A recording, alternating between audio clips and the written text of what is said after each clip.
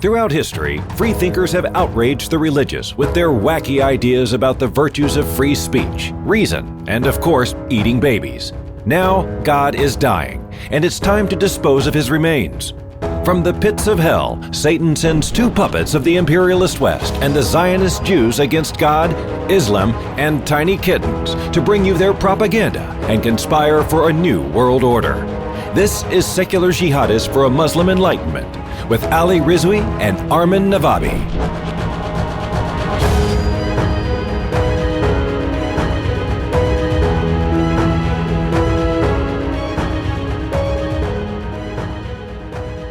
Hi, everybody. Welcome to another episode of Secular Jihadists for Muslim Enlightenment. My name is Ali Rizvi, and with me is Armin Navabi, the founder of Atheist Republic and the author of Why There Is No God. Armin, good to see you again. Thank you, Ali. And I look forward to seeing you every time we do this. It's a lot of fun. Yeah, it's great. Highlight of my week. Yeah, mine too. So, today we have a guest. One of the things that we talked about earlier, and you heard it in our inaugural episode. You also heard it with our podcast with Sarah Hayder. Is that we want to reach out. We want to have a dialogue between Muslims and ex-Muslims, and begin to do that because we've noticed that in the past there hasn't been a lot of that, and we actually want to take the initiative to do it. So we're actually very appreciative of our guests who come from our religious Muslims who come and they engage with us on the show. And today is going to be another one of those days. So today we have Daniel Haqiqatjou. Am I pronouncing your name right, Daniel? It can be pronounced. I can do Haqiqatjou. Okay, so I know it's a Persian name. Yes, that's why this is the first time I could pronounce it perfect. And Haqiqatjou means truth seeker. It means truth seeker, right? So, I actually heard about that. And we're going to get the conspiracy theories because he's got Jew at the end of his name. But anyway, that's a terrible joke. So, Daniel, from what I know about you, you were born in Houston. Now, you have a degree in physics from Harvard, right? So you went to Harvard University for a degree in physics, and then you later got your master's degree in philosophy at Tufts University. So definitely living up to your surname there, right? And right now, you study traditional Islamic sciences part-time. You write and you lecture on issues that surround Muslims and modernity, and you're also a contributor to the Muslim Debate Initiative. And you also started a website called MuslimSkeptic.com. That's right? Yes. So let's start by just telling us about MuslimSkeptic.com and what the vision behind that is. Well, I come from a secular background myself, a secular Persian background, and I began to explore questions related to Islam when I got into later in high school and early college. And I began to explore the religious texts and got more deeply into that. I also was taking physics classes and became more interested in philosophy. And what I realized is that when I was taking philosophy classes and speaking with philosophers as well as students of philosophy, is that there are a lot of dogmas surrounding modernity and surrounding some of the ideas that are taken for granted within the world today. And as I learned more about Islam, I saw that it had compelling rejoinders and compelling answers to the questions that people face today and towards the issues that speak to human existence and our place in the world, where we've come from, where we're going. And so I wanted to, typically we think of skeptics as people who are critical or skeptical of religion, but I thought it was apt to turn the tables on that and take a skeptical perspective towards the dogmas that are propagated within universities, within public education, and the secular world at large. And so that's what I dedicate my writing and my research to over the past, over 10 years. I've been writing publicly and speaking publicly for about 7 years. And bringing this kind of skeptical perspective where I'm questioning secularism, I'm questioning liberalism, and I'm not doing it in order to just, be nihilistic and say that there are no answers. I do believe and maintain that Islam has answers to these issues and provides a superior alternative to what's on offer through secularism, liberalism, atheism, and so forth. So that's in a nutshell where I'm coming from. MuslimSkeptic.com was a website that I published or launched about 6 months ago, and it just is a collection of my writing. I continually update it. I kind of go from writing more casually, like more of a blog post. There are some more academic articles there that I also include more in-depth research. But there's over about 800 articles total, some of them as short as a paragraph, others much longer on that site. And it's my main audience is Muslims. But there have been people of other faiths or no faith who have also engaged with me and read the stuff on there. Right. So one of the things that you're interested in is you're interested in debate. So I guess if you're critical of secularism, liberalism, and atheism and so on, you probably have engaged previously in debates with secular. I know you did have an episode with Armin. I haven't gotten as much opportunity to debate as I would like.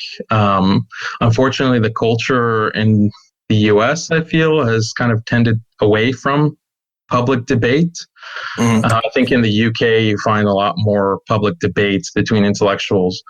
And the Muslim Debate Initiative is based out of the UK. Most of their debaters and speakers are from the UK. But in the US, I just joined them a year ago, and there hasn't been any opportunity yet for debate, but I'm definitely very open to that. Mm-hmm. So I wanted to, so the broad topic that we have for this episode is the future of Islam in the West, right? So that's what we're going to eventually get into, but I just wanted the audience to get a little bit more familiar with you and your background, especially in terms of your beliefs. So you, if I have this correctly, you said, as you said right now, you came from a secular Iranian background, and then and a Shia family, correct? Yes. But you identify now with, after your study and after doing all of your research, you're now more sympathetic to the Sunni view? Yes, I'm consider yourself a Sunni? Yes. Okay, and so how did that transition happen? Well, it was a combination of different factors. I tend not to spend too much time talking about this in public, but I researched some of the classical texts related to Shiism as well as Sunniism. And so there are certain texts that are considered canon within the Shia school of thought. And what I found in a lot of the statements of the 12 Imams, for example, of Shia Islam, is this repeated emphasis to follow the Sunnah, to follow the example of the Prophet, peace be upon him. And I thought, I was surprised by that. I didn't realize that there was such an emphasis on the Sunnah, which is the example and the sayings and the approval of the Prophet Muhammad, peace be upon him. And that was eye-opening for me. And so then I also looked at the epistemology of Shiism versus Sunniism. In Sunniism, there's a premium placed on the concept of isnad, which is, or sanad, which is making sure that traditions that are passed down, sayings of the Prophet, peace be upon him, that are passed down, are authenticated, and it's a very rigorous process. So rigorous that puts Western historical standards of authentication to shame. So that tradition was very impressive to me. And this was coming from a skeptical perspective because I wasn't Sunni at that time. And I was just doing independent research. I didn't have anyone to influence me one way or the other, other than having that Shia background. But that, when I compared that to Shia epistemology, I found it lacking in its ability to authenticate its claims. Some of them, what are considered the most authentic texts within Shia Islam, like Al-Kafi is one really large multi-volume book that contains hadith, purported hadith, statements from the imams, and so forth. That's considered to be the most authentic book of Shia Islam. What about Nahj al-Balagha? That's not very well sourced, is it? I did definitely look at Nahj al-Balagha. That was the first book that I went to because I had a copy of an English translation when I was in high school. Just for the audience, Nahj al-Balagha is a book that is revered by many people in the Shia sect, and it's a collection of sermons and traditions of Ali, who was the first caliph for the Sunnis and the first imam. The fourth caliph for Sunnis and the first imam for Shias. So. Many Shias have a Nahj al-Balagha right next to their Quran. Yeah, right. It translates to peak of eloquence. Anyway, go ahead.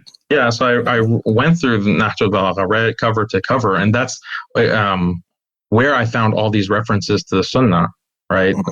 Where Imam Ali was saying, look, we have to stick to the Quran and the Sunnah, repeatedly in sermon after sermon, letter after letter. So I was like, okay, if this is the message here, then maybe I'm missing something. I need to understand what the Sunnah actually is. And I didn't have any, it was just the beginning and then of that journey, but it started with Nahj al-Balagha, actually, since you brought it up. All right. It's when you say these are very well sourced and puts the Western historians to shame, isn't most of the you're mostly talking about Sahih Bukhari and Sahih Muslim, right? Those are the two main sources that you consider authentic. Is that correct? Well, the Quran as well. The Quran, Sunnah in general. Aside from the Quran, yeah. That's it. But it's the same. It's the same method of authentication, right?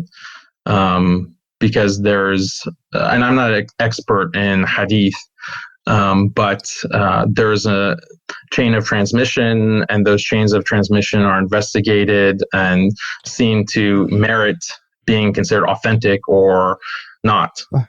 But so isn't it mostly based on so and so said so and so to whom, this person and this person and this person, and years, and you have quote unquote experts deciding how trustworthy a person is years after they died by the basis of how that person's reputation was at the time. And we have seen a lot of times that, what is it called, Chinese Whispers game, or what other games that they call that? Telephone game. I have seen hearsay, how messages, hearsay, hearsay is actually one of the most unreliable way of authentication when it comes to, isn't that? Compared to, so a few things to say to that. It's not hearsay in the sense that, it's just one person whispering in the ear of another. You had statements of the Prophet being, peace be upon him, being taught, and many people hearing those statements, and they independently teaching their students, and their students teaching their students.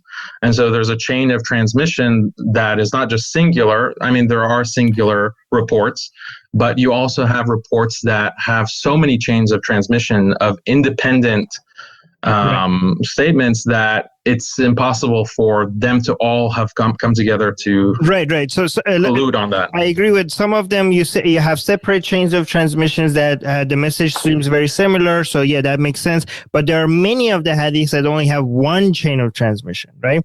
And also sometimes when somebody says that there were many people that said that, but there was one person that said that people said that. Just because, for example, if you say Paul said that 500 people witnessed this, the fact that Paul is saying 500 people witnessed something doesn't make it 500 people witness. You're still getting your message from just one dude, right? So, but you're right. There are some of the transmissions that you have multiple different people saying the same thing, but there's also a lot of hadiths that you only have one line of people connecting it to the original source, no?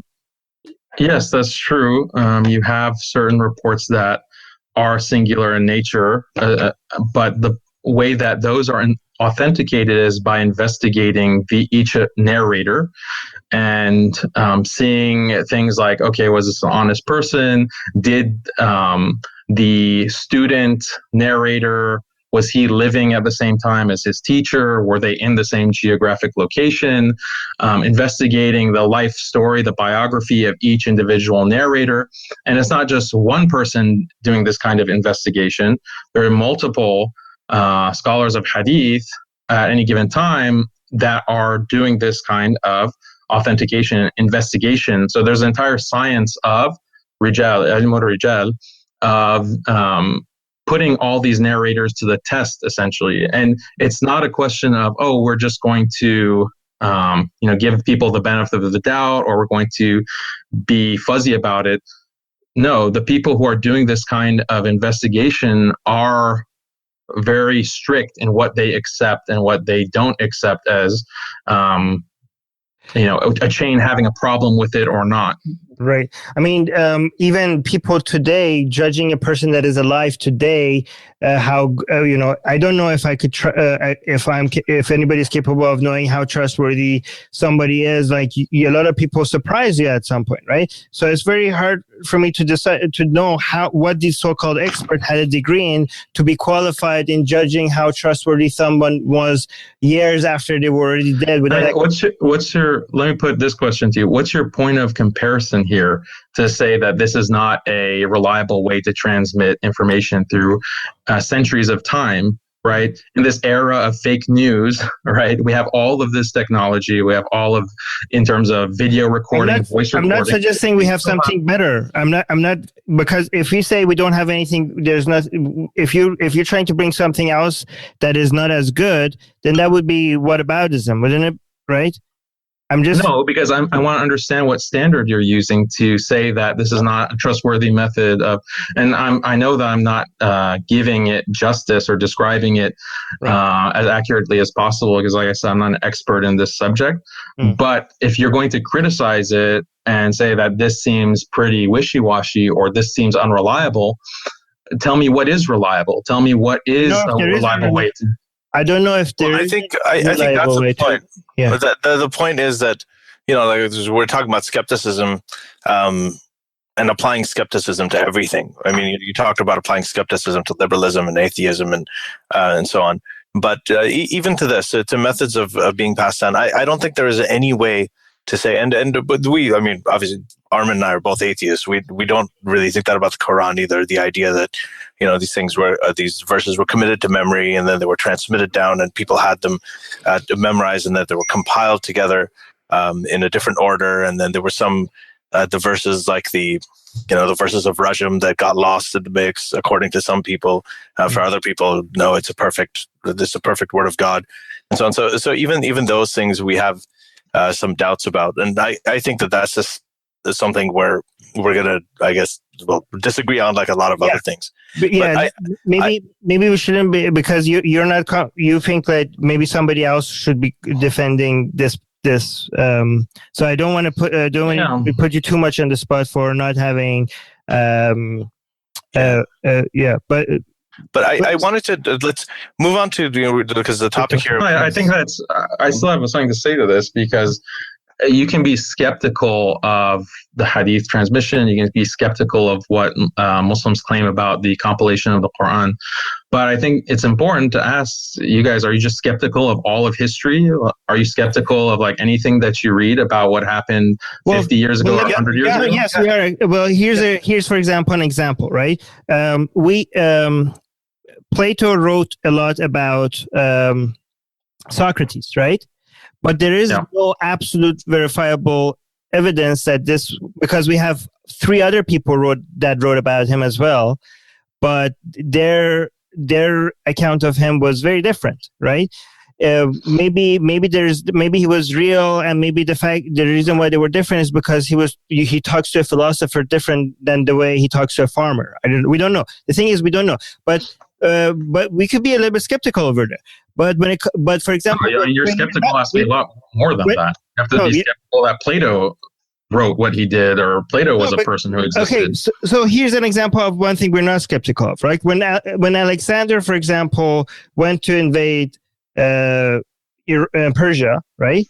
You have accounts of people announcing that he left, and independently people kilometers away. Have you talked to those people? Have you talked to them? No, we're talking about degrees of skepticism, right? You have historical records in Iran of this guy arriving and invading Iran, and at the same time, historical records of people announcing, I don't know, in Greece that he's left at this campaign, right? So the chances of, nothing is for certain, but it seems pretty likely that, two people in separate locations, separate lifelines, documenting similar issues. Another example. That's exactly what I described about hadith transmission. And that's why I gave it to you, that when you have two lines of transcript, two lines of separate people from separate locations, those seem to be valid, right? More authentic, yeah. More authentic, right? I did give that to you, that seems more authentic. But I was more my issue was with the ones that you only have one line. But go on, sorry. Actually, can I add another? I was going to add another example. When you're saying, "Are you skeptical of history?" And my answer to that is just a straight up yes. So, when it comes to, even if there are multiple accounts and all of that, we are skeptical of it.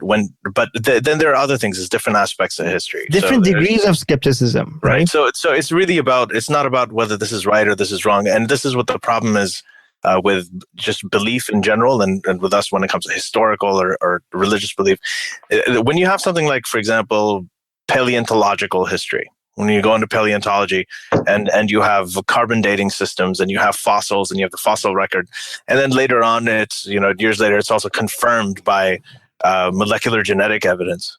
So when you have situations like that where it's incontrovertible, then the degree of probability for that thing being true is much, much higher, right? And then for example, the hearsay type thing that we were talking about. So, well, let me respond to that, because first of all, when you say degrees of skepticism, right? Armin says that there's degrees of skepticism that you can have. Well, you're presupposing a standard of probability, right? And if you're truly skeptical, then you have to hold your standards of probability and in question as well. So you can't really have a degrees of skepticism if you're going to be consistent about applying this kind of skeptical mindset. Regarding fossils, paleontology, I agree. You can be skeptical about your skeptic methods. You can, yeah. You could it's meta can be very right, because one thing that they talk about in philosophy, like in Intro to Philosophy class, the professor will go up there and say, well, how do you know that anything prior to the past 5 minutes has existed? Right? How can you rely on your memory to consider an accurate representation of history prior to the past 5 minutes? Because all of those memories that you have of growing up and what you had for breakfast, etc., that can all be implanted. So if you're truly skeptical, you'd have to bring those into doubt as well. So you have to bring in simulation theory, that we're all living in a simulation. Yeah, but again, this is getting into a different topic, but we could discuss that as even if that is true, as long as you have some consistent rules that seem to, anyways, I don't want to get into that. I wrote an entire chapter on this. Consistent rules. Right? Exactly. Consistent rules. That's exactly what Islam is all about. That's exactly what the method of verifying reports are about. I'm glad you mentioned consistent principles. Daniel, I think the difference is what we're saying is that you wanted to take skepticism and you wanted to turn it around. You wanted to apply it to skeptical thinking. You wanted to apply it to science and scientism, whatever they call it. But what we're saying is that we do apply it. Science by nature, the process of science, skepticism is ingrained in it. That's a part of the recipe, right? We're not talking about individual scientists who may be motivated.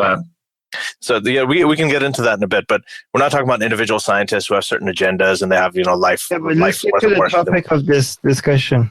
Yeah. So okay. Anyway, let's move on to that. So the first thing I wanted to ask, moving into the future of Islam in the West, I kind of wanted to talk to you about your experience and the interaction, the interplay between, being Muslim and being in the Western world as somebody who lives in the Western world. And you have one of your most recent posts is a guide to being unapologetically Muslim for dummies. Right. So I thought that was kind of fun. To start off, is Islam political? Is there a political system involved in Islam? Do you think that Islam and politics, the belief in the politics, should be mixed? Should there, and if so, how does that apply to Muslims in the West? Well, I think if we step back and address the bigger question of whether Islam has something to say about politics, the answer is absolutely. The whole premise of Islam as a religion and revelation from God is that God has guidance for humanity on the political level, on the social and communal level, on the family level, on the individual and personal level. The guidance of God extends to all aspects of human life. And on the communal level or the political level, that's part of human life. And so there's, of course, guidance on how humans should conduct themselves in that scope. And Islam is not, Islam is not singular in this regard. And prior to the rise of the nation state and the rise of secularism, all religions had this view of the scope of their divine teachings and their scripture. And what secularism claims is that it is neutral and that it can set laws, legislate, conduct and organize people's lives on that level, at that scope, by being completely neutral. And that's something that I question and I don't think is very coherent. So that's, we can talk about that. What is your view on secularism? Is that sorry, I just wanted to correct. It's not as much about neutrality, even though that is, I think, more of a byproduct. But I guess, Armin, you were asking, what's the definition of secularism? Secularism is just the separation of religion from the state. Right now, individual, again, it's like the discussion we were saying about science, is you have individual people who are secular activists who may have different agendas. I know it's practiced very differently in France. It's very different here in the US and in Canada. But it really is just a separation of religion and state. So it just doesn't. That's what I'm questioning. That's what I'm questioning, right? Can you really, because if you define religion in a very particular way, you can exclude groups and say, oh, they're religious and we don't want to have their views on what is good, what is bad, what is the afterlife, etc., affecting our policies or our laws, because that will be imposed on people who don't necessarily accept that particular religion, right? This is the motivation, the ethical motivation for secularism. The problem is that all laws, and all legislation presupposes an ethical standard. You might not call it religion, you might not call it religious in nature, but it's still normative, it's still ethical, it's still based on a theory of the good, and so you can say that, we have separation of church and state, but think of different religions as different theories of right and wrong, good and bad. If it doesn't have, and there are secular. If it doesn't have the supernatural in it, it's not a religion. Just a set of values, just because it's a set of values, it doesn't make it a religion. No. Values are all based on metaphysical beliefs. Again, you can use these labels of supernatural or whatever, but they're all metaphysical. So when you study philosophy and you study ethics, all of ethics presuppose ontology, and ontology is a subset of metaphysics. So there's always, like, for example, if you want to talk even the most seemingly define metaphysics or physics, or talk about the law, right? So what about property law? The idea that a person can own a piece of land. Well, what does it mean to own a piece of land? Right? There are different visions for what if it's possible for people to own land. Within American history, you had Native Americans who didn't understand these European settlers coming in and telling them that, we own this land now because we're here and we're taking it from you by force. concept of land and property and ownership wasn't really understood. So what I'm trying to explain is that there's a metaphysical assumption built into the understanding of something like property or currency or value or metaphysical assumption. Or identity or ownership. Yeah. It's not a metaphysical assumption. It's not metaphysical. It's just an agreement that we have. If me and you and Ali get together and decide to call this a cup. No, but the Native Americans said that it's impossible. You can't own a piece of. What does it mean to own land? We'll define it together. We'll define that word together. There's nothing metaphysical about it. No, but they disagree, right? The Native Americans disagreed with that, and the question we saw what resulted. If you didn't have any sort of metaphysical dimension to this, if you didn't have a spirituality or supernatural anything to it, would people? You can't escape metaphysics, right? You can't escape metaphysics. Oh, I don't know. I feel like this is like. Atheists, philosophers accept this. Like if you go into atheist philosophers. We don't agree with all atheist philosophers just because they're atheists. No. I'm giving you the conclusions of secular philosophy, right? And there are philosophers who are not atheists as well. But within metaphysics, it's understood you can't escape an ontology. Your understanding of the way the world works. Can you tell us what you mean by metaphysics exactly? Are you talking about supernatural?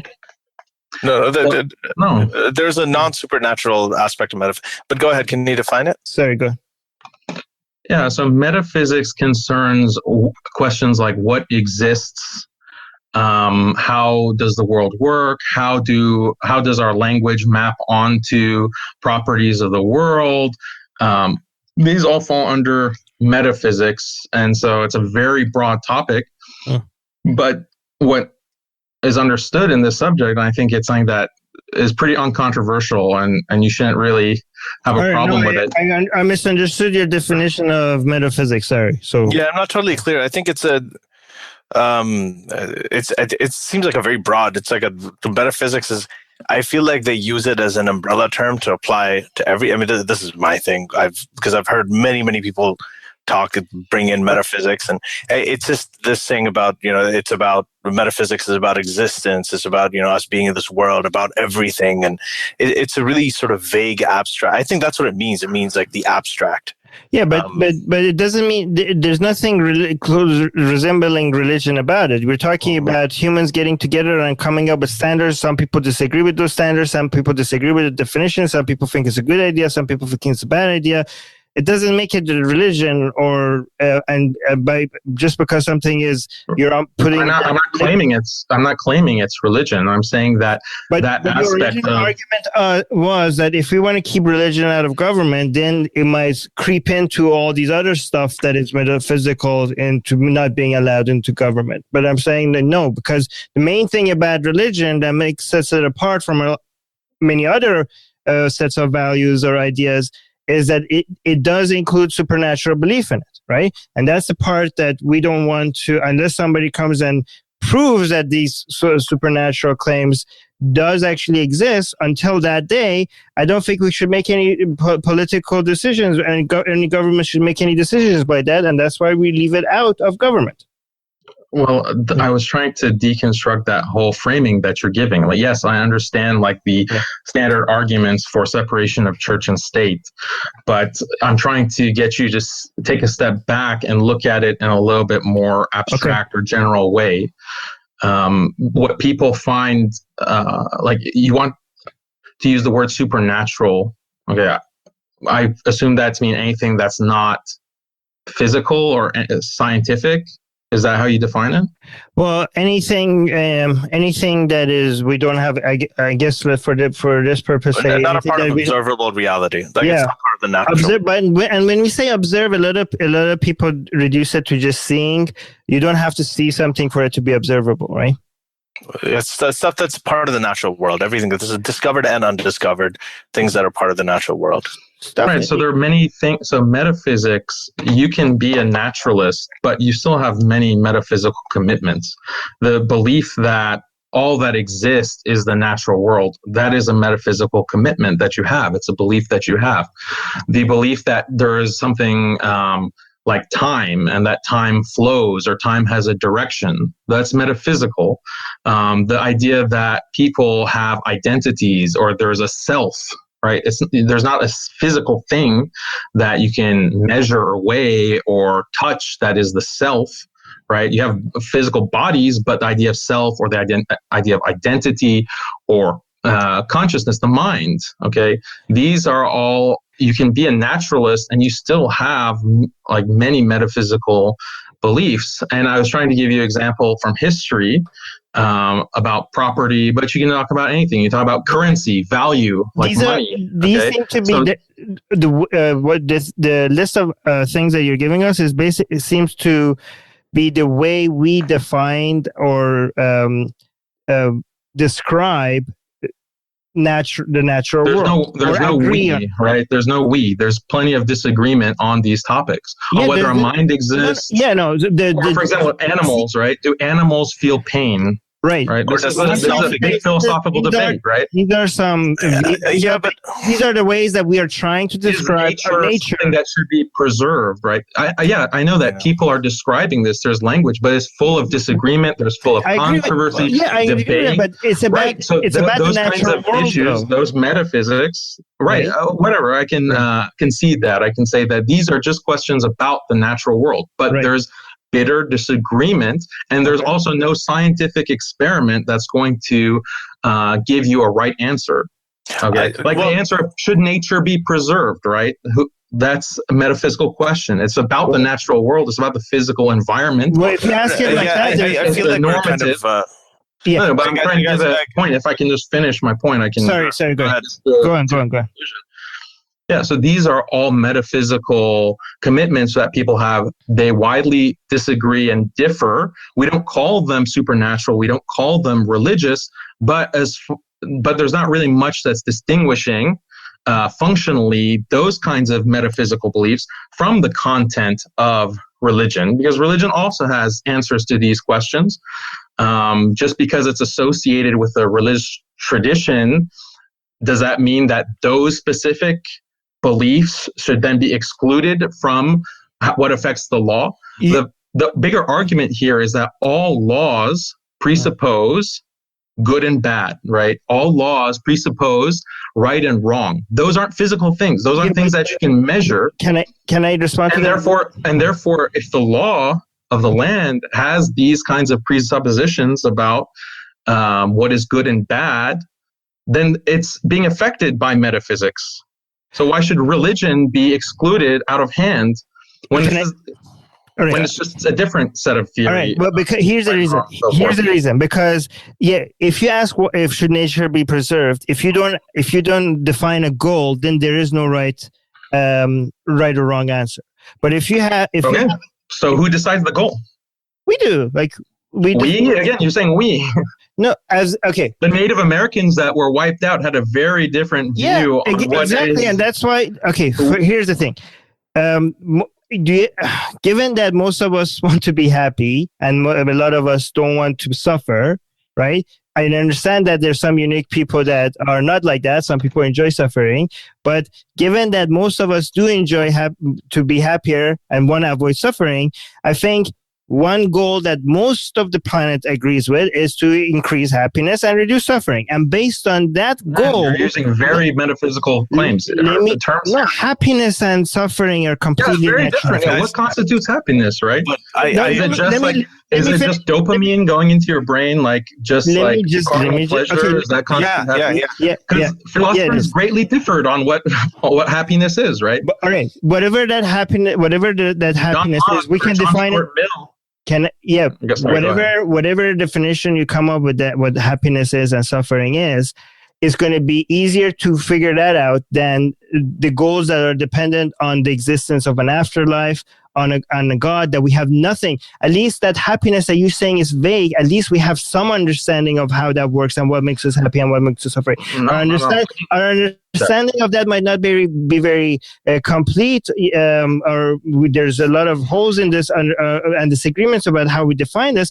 But goals based on achieving that are going to be more consistent and more worthy of achieving than goals based on good and bad, and goals based on goals that we define that is dependent on existence as a second life that we spend most of our time on, and based on this God that has this specific requirement that we have no evidence for, right? So the thing is, I agree with you that defining goals based on good and bad is never going to be perfect, and we're always going to have disagreements on, but it's going to be way better than stuff that we have nothing to show for.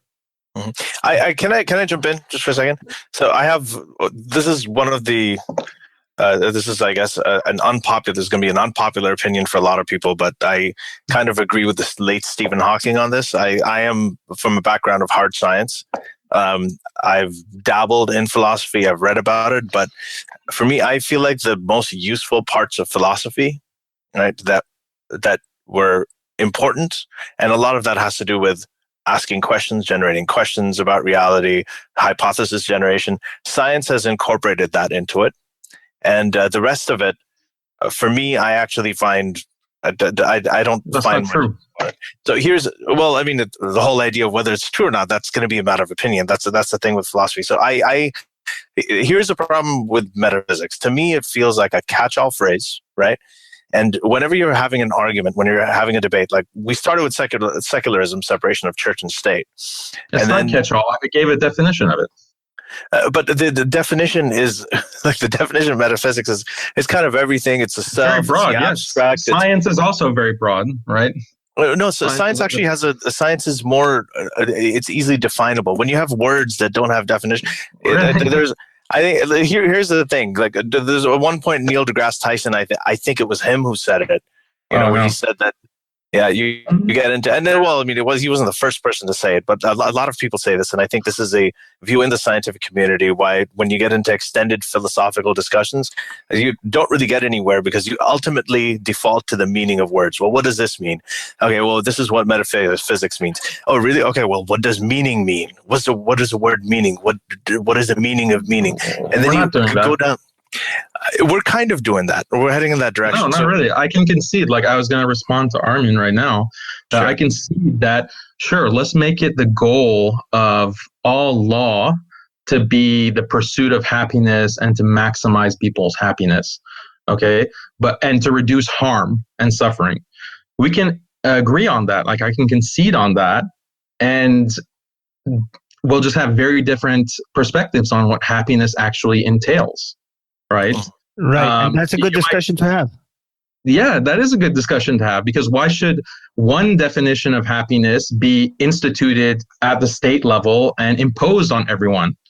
Right? Why should one definition of harm and what constitutes harm be established by the state and imposed on It's not imposed on everybody if people get together. The law presupposes a definition of harm. It presupposes a definition of happiness. Well, let me finish my sentence. But now you're moving towards the anarchy. Can I just finish my sentence? It's not imposed on you if you are picking your government, if you are choosing your representatives, right? Then it's not really imposed on you. You hired them to do this as a community. I don't know if you are able to hire your politicians in Canada, but that's not the way that works in the U.S. I agree with you. If you're trying to point out that these government has flaws and many of the representatives are actually answering to lobbyists instead of people and this and that. If you have those issues to bring up, I wouldn't deny that. I agree with you on that. Right? Yeah. Let me just answer Armin right there. Yeah. So are you saying that if the majority of people are Muslim and they wanted to have an Islamic government, then you'd find that perfectly acceptable? Well, no, but I wouldn't try to impose on them something different. I would try to go try to move from the ground up, right? So instead of putting a dictator on them to put them an un-Islamic government on them, I would try to reach out to them and tell them that they are mistaken to think that sacrificing this life for another one is a. Right. Is so what if they're not convinced and they elect a hardline, conservative Muslim government? So you wouldn't have an ethical problem with it. How do you call yourself a secular jihadist? No, there's a difference between saying would you have a problem with it or would you force something on them. I would not force anything. I would not force an Islamic. You're not in a position to force anything. I'm just asking. I would definitely have a problem with it, but there's nothing I can do about it. But that's exactly what you just said. That's what you said. That's something that should be allowed, that people should decide for themselves. Yeah, of course, I agree with that. People should decide, but if they decide the wrong thing, am I going to be happy about it? No, of course I'm not going to be happy about it. For example, but you do have a basis to say that they're wrong. Do you have a basis for criticizing them? Sorry, I'm going to say one more. Let me just give you one example. If somebody thinks that woo and alternative medicine is going to cure their cancer, and I think they're wrong, am I going to force chemotherapy and modern medicine on them? Of course not. Do I think they should be allowed to go and get alternative energy? Of course I think they should be allowed to go get alternative energy, not energy, alternative medicine. Yes, they should be allowed to go. But if you ask me, am I fine with it? Of course, I'm not fine with it. I think they're making a big mistake. I would try to educate them, but I think they should be able to choose. There's a difference between. Okay, so you say that they should have the ability to choose. So if they choose a theocracy, let's say, then you'd be fine with that. You wouldn't have objections and saying this is not right. Well, they shouldn't be. You can say that's not what you can. Of course, you can say that's not what I would personally choose. Sure, of course, you can say that. I think they have made a big mistake. I would of course, I would. They should be able to choose a theocracy. So guys, I think we're right now. They should be able to choose a theocracy, but I think it's a big mistake. Yeah, so I'm jumping in because I think we're repeating ourselves, and we're really, really way out away from the topic. So I wanted to kind of get back to it, and this is I think one of the problems here is, you point out a system. Here's a system that we have, and then the argument is, but look at all the flaws in this system, and this system isn't great. So you go to another system. Well, this system isn't great either. We're hiring the government, we're paying taxes, we're electing our representatives, but hey, look, there's lobbyists. So I mean, there's no perfect system. Nobody's claiming that there's a perfect system. Nobody's claiming that a perfect system is even possible. But I think that no, I am claiming that. Okay. So let's get to that. Let's get to that. So what does your perfect system look like? Wait. So to me, a lot of this has to be, I want to bring in the God of the gaps argument that, all of these things are imperfect. So that must mean that this thing is okay. Now, that wasn't my argument. That wasn't my argument at all. But that's the way it comes across. I want to say, so you think that, do you think Islam as a political system is a better system than everything that we have here right now? Yeah, absolutely. As a political system. No doubt about it. So when we talk about terms like Islamist, like Islam, pretext and religion should be mixed together, would you consider yourself an Islamist, or would you reject that label? It's such a politicized label that I don't know if I would adopt it, but do I think that Islamic law provides the best basis for governance? Yes, absolutely, because I believe that the society of the Prophet Muhammad in his time and the generations upon him. Peace be on you. Sorry. Yeah, go ahead. So good point. Peace be upon him. I think that was the ideal society. That was the ideal form of life that existed in the preceding generations, and things have gone progressively worse since then. So that is a part of my theology. It should be a part of all Muslims' theology. If the definition of Islamist is someone who thinks that Islam should be involved in government, or on the theoretical level it's possible, and that leads to an ideal situation, then all Muslims, insofar as they believe in the Prophet, peace be upon him, and that time, whether they're Shia or Sunni, they all are Islamists by that definition. So how does freedom can you tell us what your ideal Islamic government and community would look like? I mean, that's such a big question. Like, you'd have to ask me more specific things. So I'm sure I'll ask you something more specific, just to narrow it down. Armin, and this is sort of building on what you're saying here, your question, is that when we talk about freedom and individual liberty, people being able to live the life that they want, people being able to express the views that they want, practice the religion they want, or practice no religion. How does that fit into? How do you look at freedom, that kind of freedom and liberty, as a value in the Islamic political system that you favor? I mean, I'm really skeptical of this idea of freedom and autonomy and liberty. I think these are concepts that have been critiqued to death within academia. I know that you said that you don't really trust philosophers, but if you look at what people have said about these concepts and the intellectual history of concepts like liberty, freedom, equality, and so forth, these are very contested and terms that have been undermined in 100 different ways.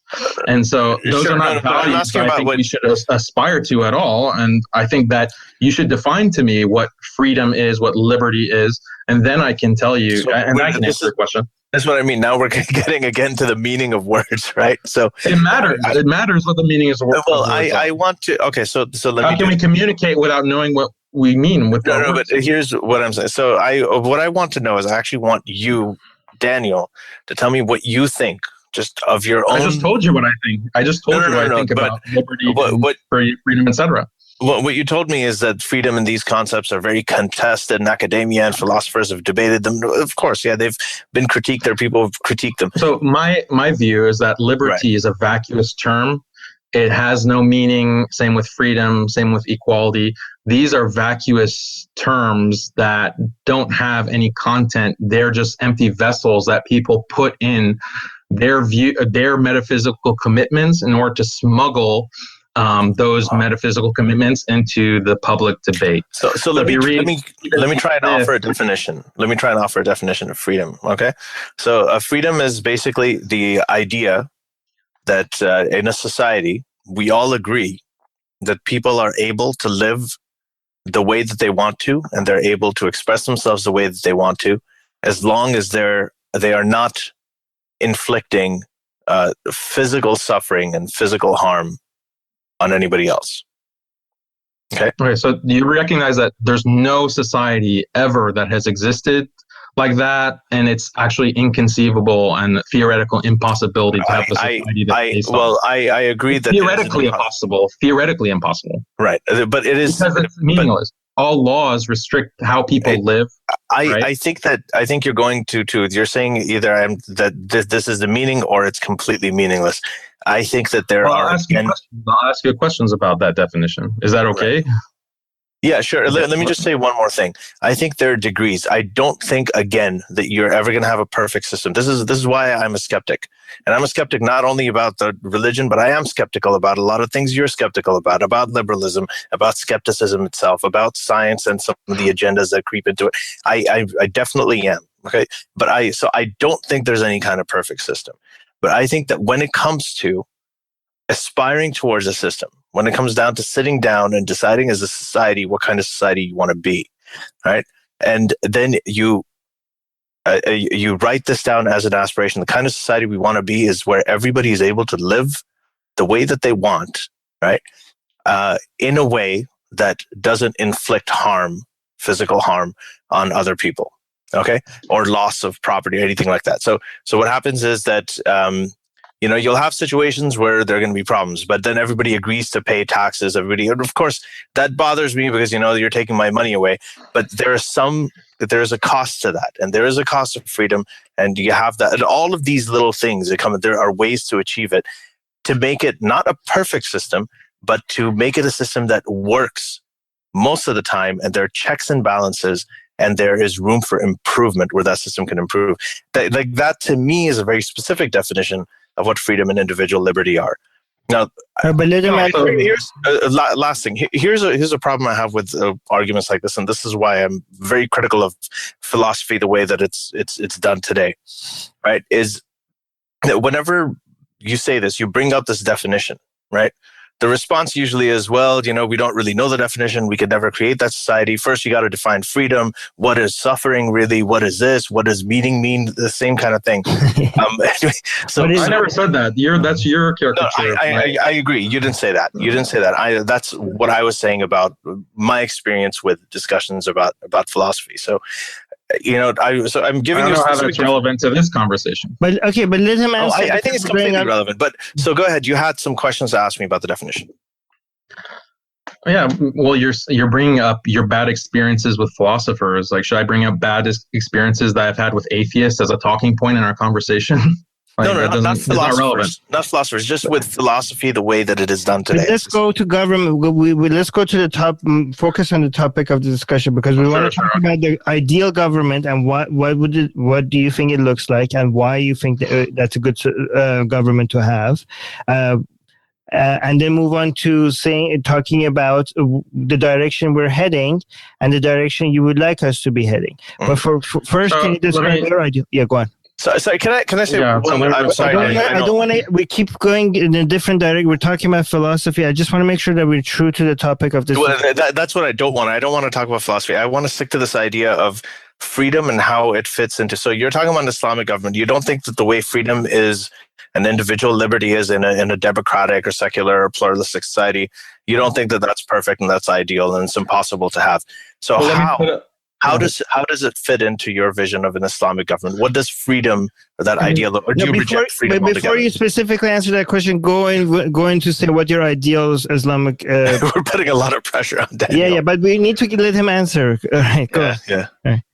Yeah. So let me put it like this. I can concede everything that Ali just said about true ideal governance or government aspire to, is that we need to maximize liberty and people need to live how they want as long as they don't inflict harm. I can concede all of that. But if you have a completely different vision of what constitutes harm, what constitutes inflicting harm, then you can have two completely different governments abiding by that exact same definition. And this is what you see within countries like the Islamic Republic of Iran or within Egypt. Like, if you read some of what the Muslim Brotherhood says, they adopt exactly this kind of language.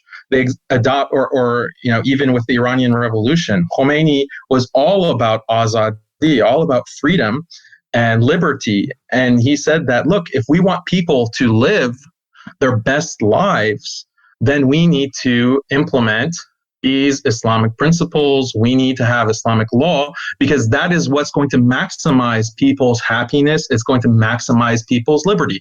All that Islamic law does, all of the Sharia does, is it limits harm. It limits the inflicting of harm upon others, because if you drink alcohol, that causes harm. If you're allowing people to drink alcohol, that causes societal harm. If you allow people to have, let's say, premarital sex, that causes harm. That causes harm in society. I mean, you're talking about taxes, right? And how that's imposition of the government. Think about how many. Like, if you look at the statistic about the number of children that are born to single parent households, basically unmarried mothers. If you look at the incidence or the rate of drug use amongst those children who end up growing up, they are at a much higher likelihood to fall into crime. They're at a much higher likelihood to drop out of school, do drugs, be unemployed. What's the harm of pork? Well, let me finish my point. Okay. So you have all of this societal harm that's created by sex outside of marriage, because you have all of these single parent households raising children that are more likely to be criminals and to do drugs, etc. And that causes an imposition on you and me. Why? Because we have to pay taxes for police, for prisons. We have to pay taxes for unemployment. We have to pay taxes to address all of these harms that are inflicted on a social level. That's it. And so we need to have laws that prevent marriage, prevent sex outside of marriage. Okay. And that's how you can justify it. Okay. So let's talk about the evidence. Okay. So this is an argument, actually a similar argument has been made by Jordan Peterson as well. So this is, here's a problem. Let's talk about the evidence. In societies today where you have premarital sex, right? In most places where it's allowed, like in European countries that are actually the most free and the least Puritan when it comes to this, like Norway, Finland, Germany, Denmark, all these places, violent crime, childhood, health, maternal mortality rates, happiness, the way that people report their happiness in terms of, how satisfied they are with their lives, standard of living, incarceration rates, all of that is the lowest anywhere in the world in those countries where you have, what you're saying it causes harm, premarital sex. In these places, it is actually more free. Premarital sex is the least taboo than any of the other countries. In many of the other places where premarital sex is allowed, you don't see that kind of thing. You see them being much more violent societies. You actually, where it's not allowed yet. They tend to be more violent. Their rape epidemics.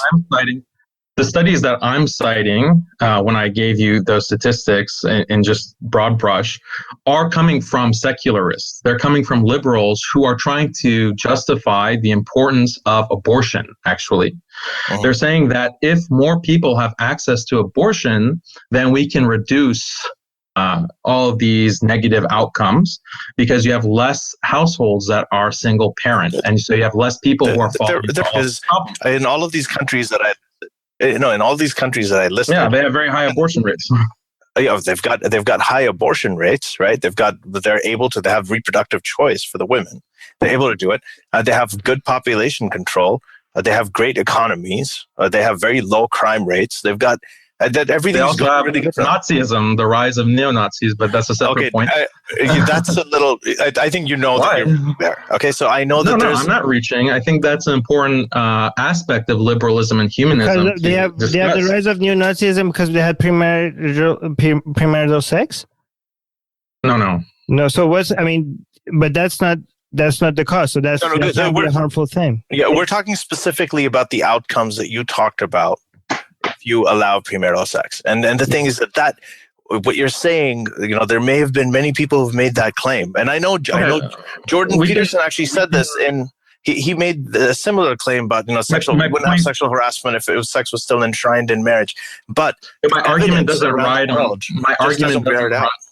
my argument doesn't ride on those statistics. Like, fine, you want to say that they don't work or they're not accurate, that's fine.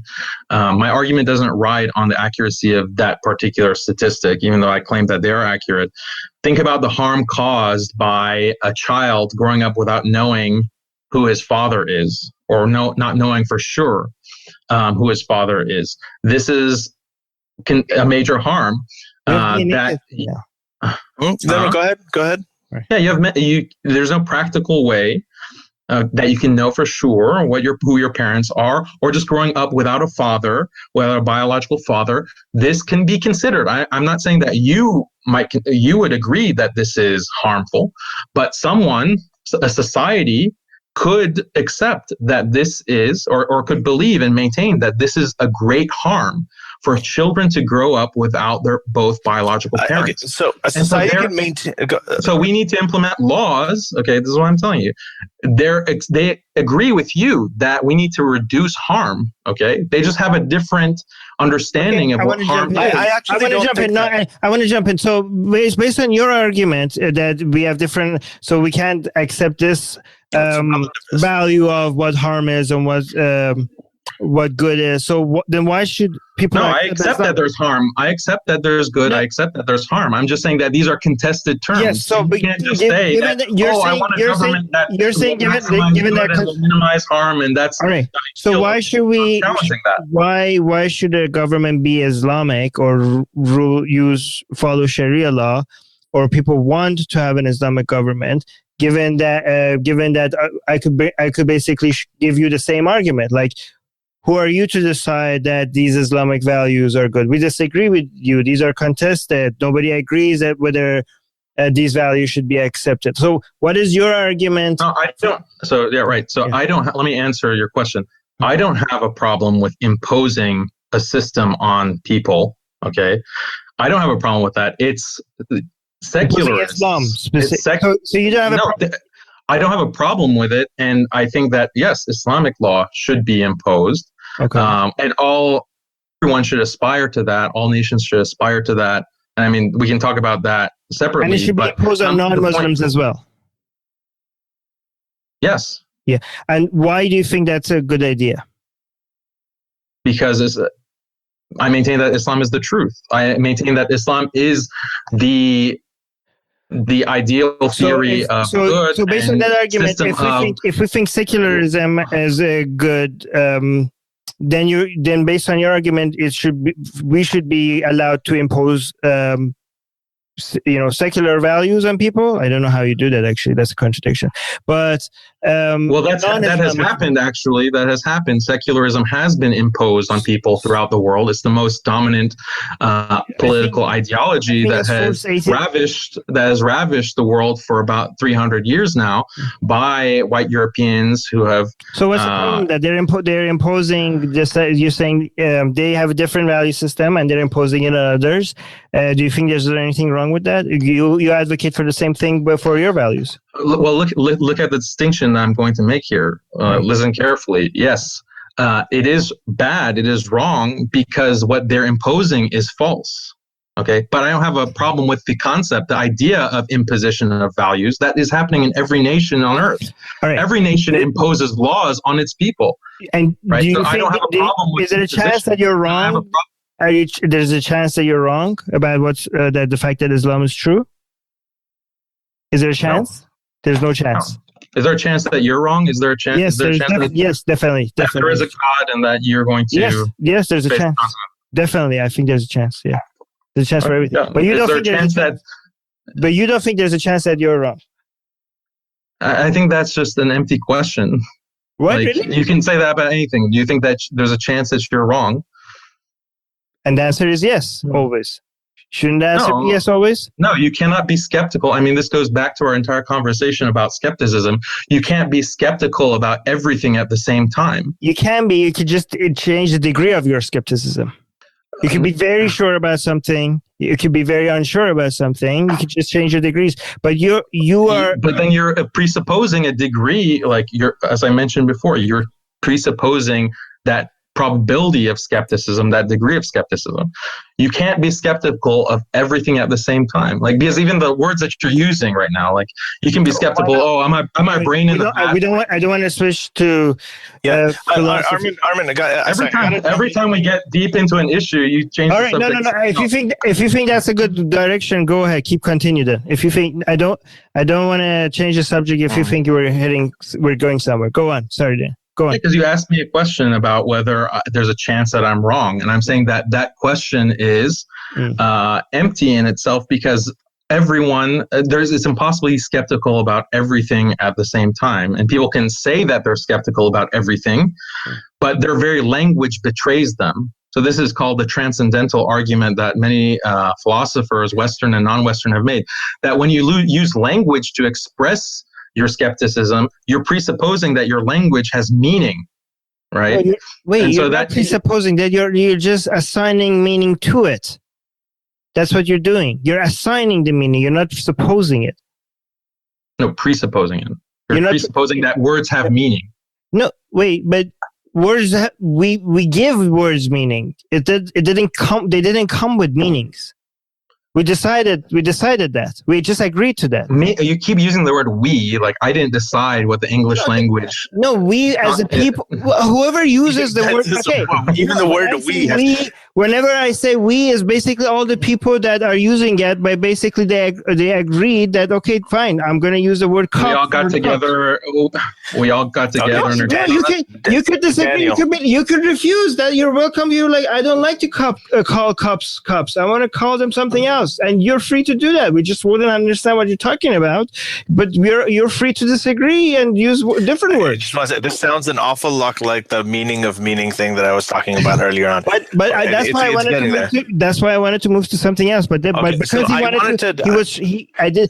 wanted to move somewhere else. But our guest thought that we're getting at something, so I thought we should stay on it a little bit. I think this is good. I want to ask Daniel, like, back to the original question, right? About, we're talking about not doing harm, and you said that, well, we say here that we're not doing harm, but the Iranian government, Khomeini thought he wasn't doing harm. They also use words like freedom and liberty and so on. Russia just had an election. Putin won the election, right? He won by over 70% of the vote. He said that he won an election just like they have elections in the US and they have elections in Canada, and people win elections here. Just because both of these people are making that claim doesn't mean that one election wasn't a complete sham. You know what I mean? And this is what I mean by evidence. So when we're talking about, you're saying there's ideas about, premarital sex and all the harm it does. I'm telling you that there is a treasure trove of evidence right now available to all of us in the world, right, that say that the outcomes that you're claiming that it causes are that they're just not borne out by reality. I'm not secularists are making this argument. Okay? It doesn't matter who's making it. To justify abortion, right?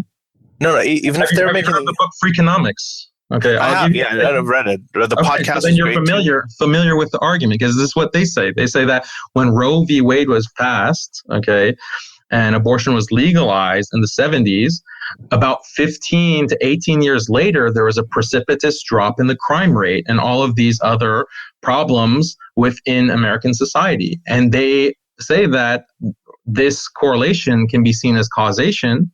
Why we see that this drop in crime and unemployment in the 80s and at the end of the 80s was because of abortion being legalized, because all of these mothers or all these women who had gotten pregnant and didn't want to keep their children because they're, in poor economic situation or whatever it may be, got abortions. And so those children weren't born, and that resulted in the drop in crime rate 18 years later. So I'm sure that you're probably also aware of the... No, wait, what's the point though? That seems like a good thing. What's the point?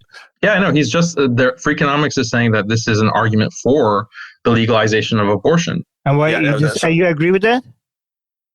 No, I think that's an equal argument. That's an equal argument for the importance of marriage. I don't. But do we have evidence that marriage? Hold on. How is it an equal argument for the importance of marriage? Yeah, because marriage does. Do we have evidence that marriage causes the same thing? Because they don't just say it; they actually have data for it, right? No, abortion is a way to control reproduction, right? It's a way to control your ability. Yeah, but does marriage give you the same results? Marriage is also a regulation of.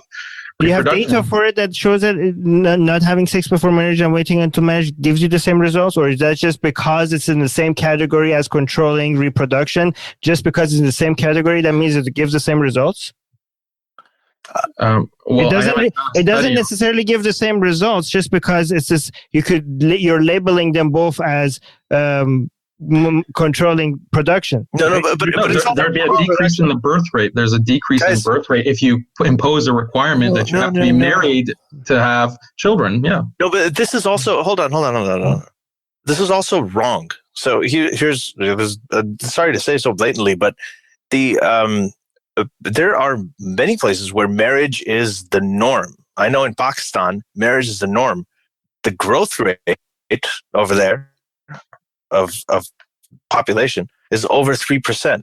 The same thing in India, same thing in a lot of these conservative cultures. On the other hand, there are places where marriage is not the norm, and a lot of people don't get married. Again, actually, they have a problem. And they have high abortion rates as well. I don't understand how marriage does that's what I'm saying. I'm saying marriage doesn't result just because you're labeling them both as reproduction, controlling reproduction. That doesn't mean it's going to have the same result.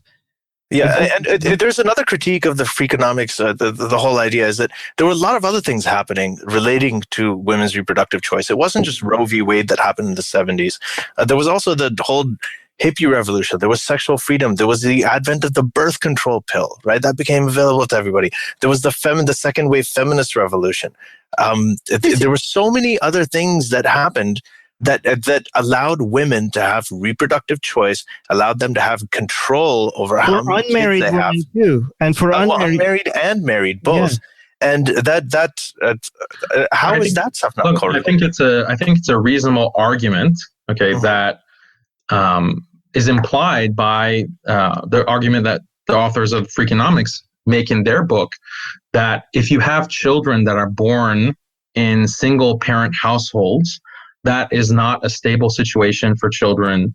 It leads to all kinds of negative outcomes because a child doesn't have both parents. What does that have to do with marriage, though? You can have two parents without marriage. Yeah, and when it comes to abortion, it's stable, right? People that are not. No, it's not necessarily less stable. There are many people who are. There's not many.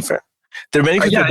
I'm sure you have plenty of anecdotal evidence, but if you have a relationship between two people where one person can decide to leave whenever they want, then that's not as stable as one where there's that's a good thing. Instead of being forced to stay with the person that they don't like. You can take responsibility for your child, being forced to take responsibility for your child that's going to grow up and have an influence on society. Having sex with somebody before marrying them, before seeing if you're a good match with each other, that's a good thing. Instead of committing to something and then thinking that you made the biggest mistake of your life, having experience with each other. I'm opposed to divorce. Like divorce is something that Muslims if divorce is okay, then what's the point of then you can as easily you divorce, but there's still legal requirements. The father still has to support, and the mother still have to support legally their children. No. That's also you have that for unmarried too. Let me finish my sentence. Yeah. Okay. So marriage imposes legal obligations between parents and children. And between spouses. And if there's a divorce, those obligations don't dissipate or don't evaporate. They still exist. And so that provides an environment for children to grow up with both parents, the support of both parents, knowing both parents. That I think is reasonable to argue is a better outcome than children who are born, raised by a welfare system or raised by the school system and not having both parents present in their lives in a very tangible way. I think that's a very reasonable argument. Okay, that's fair. I have a question. First of all, the reason I disagree with that is I think that the same protections in this kind of society, at least here, and in all of the other Western societies I'm talking about, is also afforded to children who are born out of wedlock, and there are a lot of children who are born out of wedlock who also have two-parent household. So that goes to the next question. Yes, before you go, Sohan, one of our patrons in the live chat is saying secular laws also impose legal obligation on parents for children. Oh, well, exactly. That's even if you're not married. So let's move on. But they're not as rigorous, and they're not as. It's not the same thing. So this kind of goes to the next topic I want to talk about. One of the articles that you have on MuslimSkeptic.com, it's called "Attracted to the Same Sex, Marry the Opposite Sex." So let's start with a segue from the previous topic that we were on. Two-parent households are important. You want to have two-parent households. Single mother, heterosexual, divorced or widowed, versus two-parent household where both parents are the same sex. Right? Which is better for the kids? Your argument is that having two parents is better, has better outcomes than having a single parent. So if you have a Muslim woman whose husband died in war or something like that, and she's raising the kids on her own as a single mother, right? She hasn't gotten the chance to remarry yet. On the other hand, you have a gay couple, same sex, two men or two women. The child is biologically one of theirs, and they're raising that child. Which is better off based on your idea of two parents? The mother, not the gay couple. And so why is that? So if you could you connect that to your article, the attracted to the same sex, you should still marry the opposite sex. What is the, and I guess this comes down to this whole idea of, we're talking about freedom and liberty and about how that, whether it has a definition or not. And I think that this goes to the heart of why it doesn't have a definition. if there are people who want to live that life, they're contributing members of society. You know, one's a lawyer, the other's an accountant, whatever. They're law-abiding, they're paying their taxes, they're raising their children to be good people, they're telling them not to do harm to anybody else. How is that? How does that not fit into your vision of what a good political system should be, or system of government should be? Well, we're coming from two very different points because I think we all agree that there are sexual acts that are inherently problematic and that cause harm. Okay, just in their very nature, like same-sex behavior. No, we don't. No, I think he's talking maybe behavior. About okay. Not necessarily that behavior, but other behaviors that you would argue are inherently problematic. I think we talked about it. Any asexual. Are you talking about non-consensual stuff, pedophilia, stuff like that? As long as consent is there and there's no physical harm, I can't think of anything that is bad. Yeah, so that's where we. I mean, I can question you on that, but we'll go down a long path. Yeah. But because I can question you on, like, for example, necrophilia or zoophilia, you might say that those kinds of behaviors are not harmful.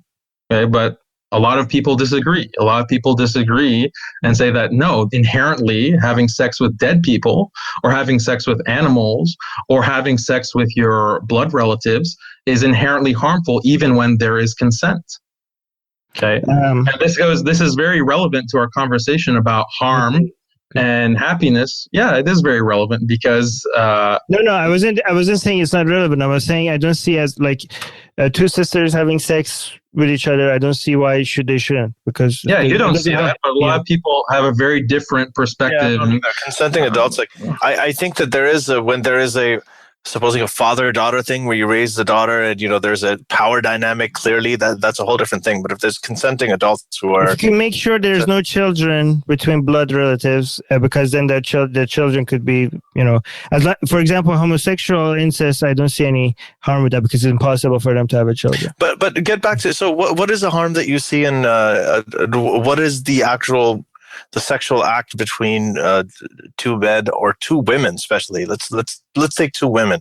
What is the harm? I mean, they're like sex between two women. How is that? What kind of physical harm? How does that harm society? How does that harm people? Well, why does harm have to be limited to physical harm? Well, you're the one who brought up sexual acts, right? Tell us what mental. Right. No, you brought it up. Actually, you brought up the entire topic, and you're saying that there's no physical harm, so how can it be considered harmful?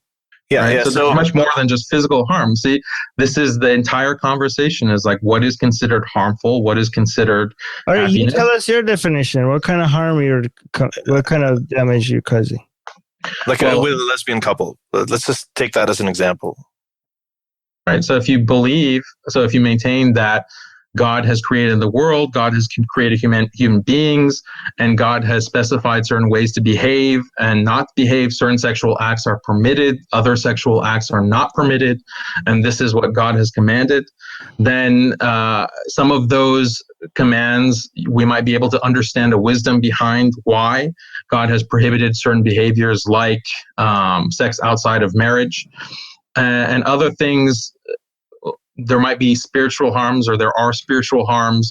There's harms to the soul that are not physical. They're not physical, but they exist nonetheless. All right, but do you agree that you have to be able to demonstrate the harm before you impose it on anybody?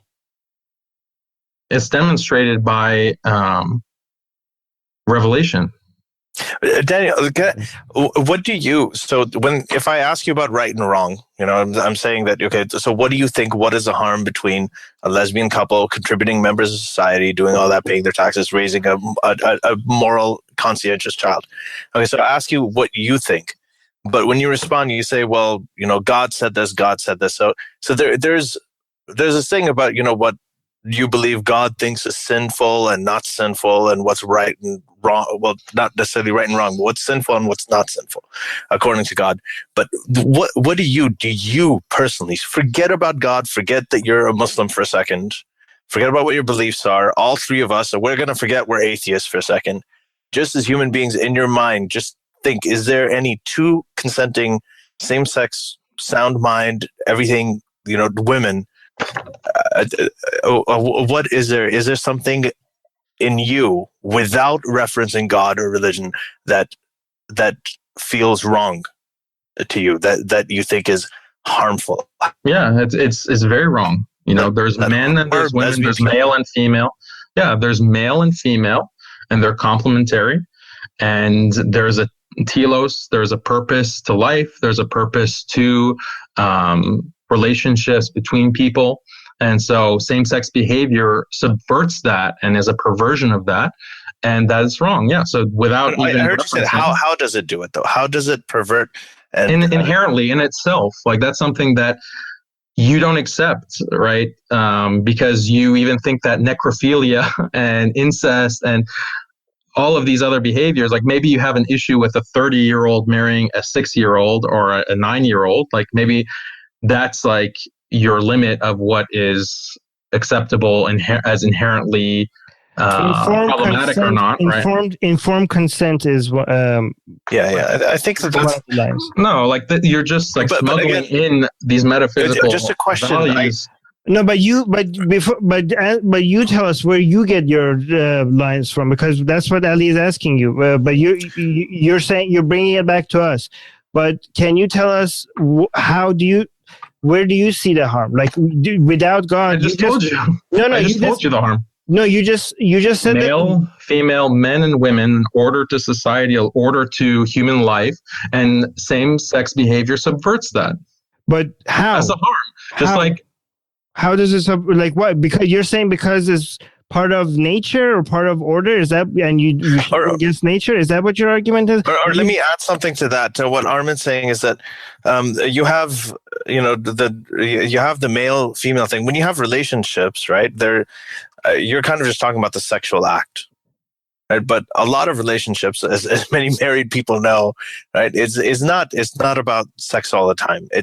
And in fact, even when it is about. Well, let's say, just one second. Let me just finish. I really want to go back to the question you asked, Ali. No, I will. Even the vast majority of time that people have sex, even heterosexual people when they have sex, the vast majority of time is not for reproductive purposes. People usually have one or two kids, but they have sex a lot more. So if sexuality is different from reproduction, if it is decoupled, even among Muslim couples who practice birth control, there are hadith about birth control, and they do have sex just for pleasure. And not. I didn't mention reproduction. But I think we were getting at something very because I was surprised by your answer. When Ali took God out, you said you will still come to the same answer. I was expecting you to say no. Without God, I would not have a problem with any of this. It's because you're following God's commands that you're finding. But you're saying even there's a debate about this. There's a debate within Islamic theology about whether the prohibition of same-sex behavior is aqli or naqli, meaning is the prohibition of same-sex behavior, is the reason for it something that humans can understand through their use of reason, or is it something that we just accept because of revelation? So within Islamic theology, there's a so you just said it just when we say why is it wrong, you kind of the answer you gave is because it goes against order or it goes against nature. Is that the kind of answer that you were coming up with, or you were just saying it's wrong? It goes against the complementarity of the sexes and the order of family and the importance of family, relations. I mean, we talked about this, I think, in our previous conversation, that the basic building Islam presupposes the family, male, mother, father, children, grandparents, extended family as the basic building block of society. And Islam understands, and Islamic law understands this family to be the center of all human activity and function, even on the individual and personal level, all the way to the government and even civilizational level. So if you have that building block of family being being sabotaged or being in any other way undermined by sexual practices like sex outside of marriage, cheating on your spouse, adultery, incestuous behavior, same-sex behavior, all of these sexual practices that contradict or undermine that. But there's no evidence for what you're saying. But there's no evidence for in societies that have accepted gay couples. Societies, you know, they're not their order is not breaking down. At this point in human history, what has destroyed the family is not really, I would argue, same-sex behavior, because that's such a small percentage of behavior in society. What has really destroyed the family unit is the nation state, is secular society, is secular liberalism. That is the cancer that has destroyed the family structure, and it's led to many problems that are affecting the world today. How is it destroyed? Our family structure was way more accepted. Like in ancient Greece, it was one of the same-sex relationships were not only common. It was weird if you weren't. It was socially. You're talking about the practice of older men and younger boys, and it wasn't analogous to the same-sex behavior of two consenting, loving, romantic adults that we see practice within Europe and America today. That's right? what the word platonic comes from. It happened with adults. But okay, so let's move on. I think that Armin, I think you have a good question up here. Right. I wanted to ask, what does imposing Islam would look like? Let's say, for example, United States becomes Islamic, and Ali and I lived in United States. What would that mean for atheists? What would that mean for women? What would that mean for gay people? If we had Sharia law imposed as you describe it on all of us? I mean, in the ideal situation, it would be utopia. It would be utopia for what would so can you give us some specific examples? Would it be utopia for apostates? Like would it be utopia for me and Ellie? Well, I mean, if we're in this hypothetical scenario, arguably you wouldn't be apostates, and if you were, you wouldn't have a show about it because that'd be illegal. You wouldn't be able to express that publicly. It'd be illegal. There'd be consequences. Well, we'd also be dead. No, yeah, if we spoke out about it, right? It depends, yeah. So if me and Ali were apostates and it was discovered that we're apostates, what would happen to us? Within this Islamic State? Yeah. Yeah, but we're not gay. No, just let them answer. Yeah, so we talked about this in the last time we spoke, but if it was discovered that you've apostatized, you'd be detained. You'd have 3 days to change your mind and to say, "Look, I reconsidered." And if you didn't do that, then it would be capital punishment. Who's getting harmed there now? Like, we're talking about harm. All of society would get harmed because of you're advertising. You're speaking about leaving the religion, and that threatens everyone's afterlife because other people might see that and hear about that and be affected by that. You're planning to broadcast your shows in the Middle East and in Muslim countries. So you're threatening the afterlife and the happiness, the ultimate happiness of millions of people with that act. The state, I'm just applying your secular definition, Ali, of maximizing happiness. Okay. So if we want to maximize happiness of the most amount of people, we have to have severe consequences for apostasy. I want to repeat one thing that I said before. Remember, Putin also thinks he had free and fair elections, and so do we in Canada. Just because both of them said it doesn't mean so maximizing happiness. Just because two people are claiming, no, you just have a different view of what happiness is. Let me defend. It's not like that. Let me defend the guy. I said the same exact argument that you did. No, Ali. Maximizing liberty and happiness in society. Where am I wrong? Where did I miss? No, okay. So if here's the thing, I'm gonna play by your games. Okay, so Ali, his point is that if you're talking about eternal, if there is an afterlife. and me and you are threatening people's eternal happiness, of course, whatever we could do to stop you and me from robbing people from eternal bliss, anything we could do to stop that should be done, right? So that's what his argument is. And if there's a heaven, really, no, I didn't limit it to just the afterlife, even the happiness in this life, because I claim that Islamic law and abiding by Islam, whether Muslim or non-Muslim, abiding by that system also leads to the flourishing and happiness within this life as well. And so if you're creating a situation where people are more likely to not abide by Islamic law and to be disillusioned by Islamic law, then you're also affecting their happiness in this life as well. Isn't that what the Quraysh believed? Isn't that what the Meccan Quraysh thought with all their idols and their religion? But then he's like, we don't want an apostate. But Ali, then he would say they were wrong, and they were wrong, and then Muhammad showed up, and Muhammad was the I guess the apostate. Peace be upon him. Okay, peace be upon him. he had. I think he's got more than enough. But he was like the apostate. What you're talking? He's the apostate. He came up. He spread these ideas among the youth, and then the youth flocked to him, and everybody thought this was a threat and was a disruption of their society. So they chased him out of the city. They tried to kill him. They did all of this. I don't have a problem with people changing their religion. You get the distinction, right? What's it?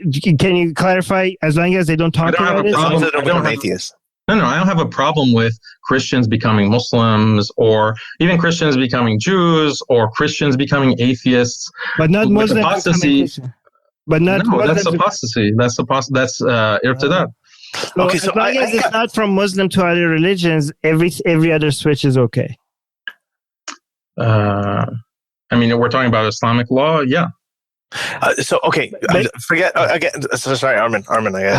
But I mean, I think I know.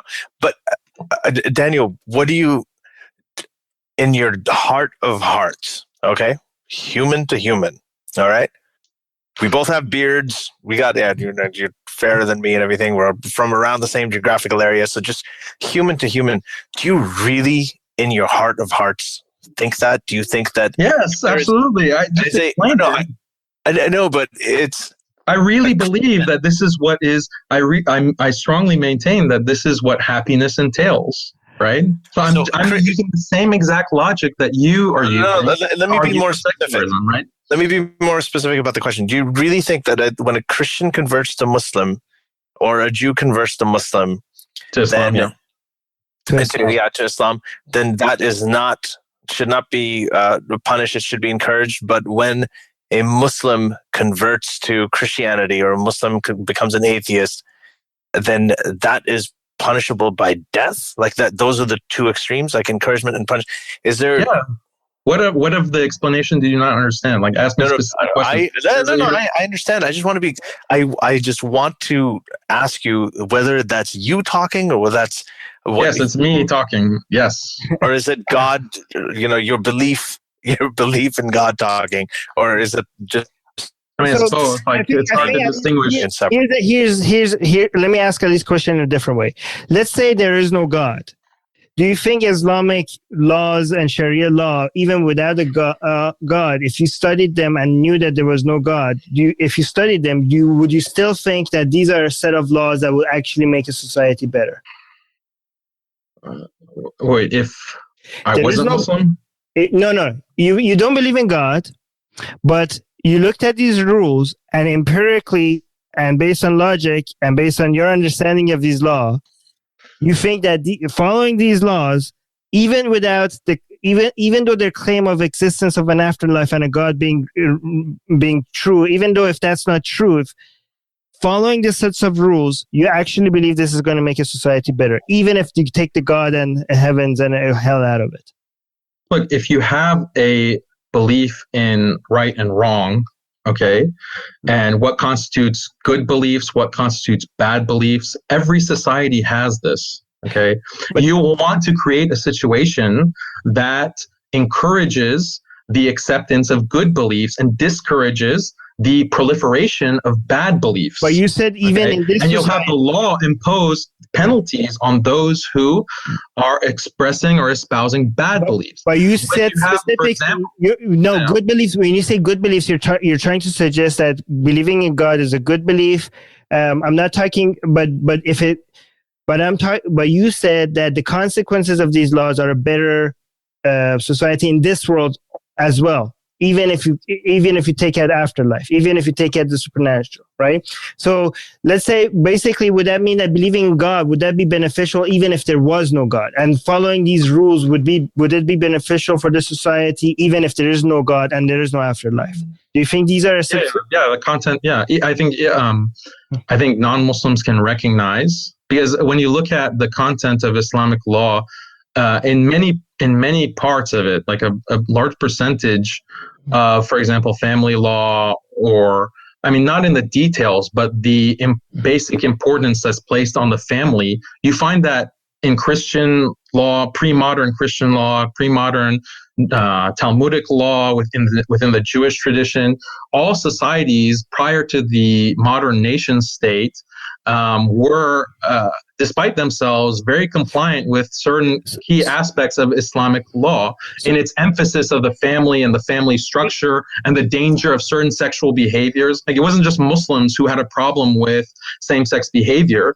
Right. It's not because everyone universally had a bias against same-sex behavior. It's because they all universally recognize that there's something deeply problematic about this kind of behavior. If me and Ali didn't go out and told people that we are ex-Muslims in an ideal Islamic society, but our neighbor find out, like me and Ali, just every week we got together and we talked about this, and somebody figured it out and recorded us and brought it to the government as proof.